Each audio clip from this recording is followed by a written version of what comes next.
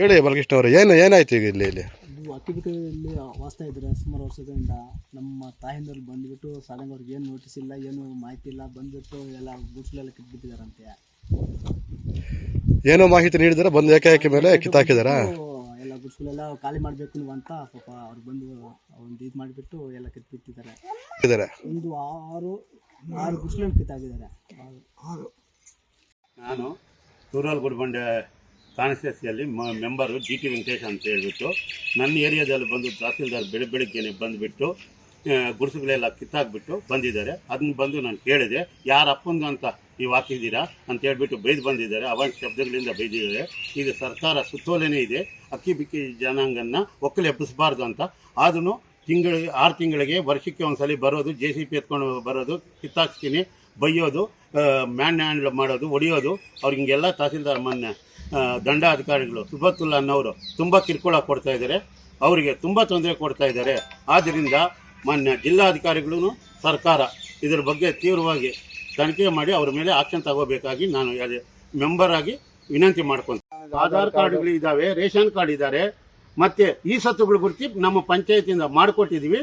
ಅಲ್ಲಿ ಕಂದಾಯ ಸಮೇತ ಅವ್ರು ಕಟ್ತಾ ಇದ್ದಾರೆ, ಎಲ್ಲ ಲೀಗಲ್ ಆಗೇ ಇದ್ದಾರೆ. ಇದೇ ಮೊನ್ನೆ ತಹಸೀಲ್ದಾರ್ ಅವರು ರೇಷನ್ ಕಾರ್ಡ್ ಗುರುತಿನ ಅವ್ರು ಕೊಟ್ಟಿದ್ದಾರೆ. ಸೈಟ್ಗಳು ಮಂಜೂರು ಆಗಿದೆಯಾ? ಸೈಟ್ಗಳು ಮಂಜೂರು ಆಗಿದೆ ಇವರಿಗೆ? ಪಂಚಾಯತಿಂದ ಮಂಜೂರು ಮಾಡ್ಕೊಟ್ಟಿದ್ದೀವಿ. ಇವಾಗ ಅದೇ ಸ್ಥಳದಲ್ಲೇ ಅದೇ ಸ್ಥಳದಲ್ಲೇ ಇದ್ದಾರೆ. ಅದೇ ಸ್ಥಳದಲ್ಲಿ ತಹಸೀಲ್ದಾರ್ಗೂ ಅದಕ್ಕೆ ಏನು ಸಂಬಂಧ ಬರೋದು?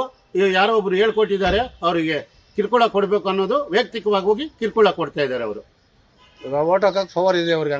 ಎಲ್ಲ ಇದೆ, ವೋಟಿಂಗ್ ಕಾರ್ಡ್ ಇದೆ, ರೇಷನ್ ಕಾರ್ಡ್ ಇದೆ, ಆಧಾರ್ ಕಾರ್ಡ್ ಇದೆ, ಎಲ್ಲ ಇದೆ. ಮತ್ತೆ ಇದ್ರ ಬಗ್ಗೆ ಅವ್ರ ಮೇಲಾಧಿಕಾರಿಗಳಿಗಾಗಲಿ ಇಲ್ಲ ಪೊಲೀಸ್ ಸ್ಟೇಷನ್ ಕಂಪ್ಲೇಂಟ್ ಕೊಡ್ಬೋದಲ್ಲ, ನಮಗೆ ಈ ತರ ತೊಂದರೆ ನೀಡ್ತಾ ಇದ್ದಾರೆ ಅಂತ. ಇವತ್ತು ಏಕಾಏಕಿ ಬಂದು ಅವ್ರು ಮಾಡಿರೋದು, ನಾಳೆ ಎಲ್ಲರನ್ನು ಕರ್ಕೊಂಡೋಗಿ ಕಂಪ್ಲೇಂಟ್ ಕೊಡ್ತೀವಿ. ಇವರು ಇದರ ಬಗ್ಗೆ ಕಾನೂನುಬದ್ಧವಾಗಿ ಇನ್ನೊಂದ್ಸಲಿ ಬಂದರೆ ಅವಾಗ ಕಂಪ್ಲೇಂಟ್ ಕೊಡಕ್ಕೆ ನಾವು ಸಿದ್ಧವಾಗಿ. ಕುಟುಂಬಗಳಿದ್ದಾರೆ, 15 ವರ್ಷದಿಂದ ಅಲ್ಲೇ ಇದ್ದಾರೆ.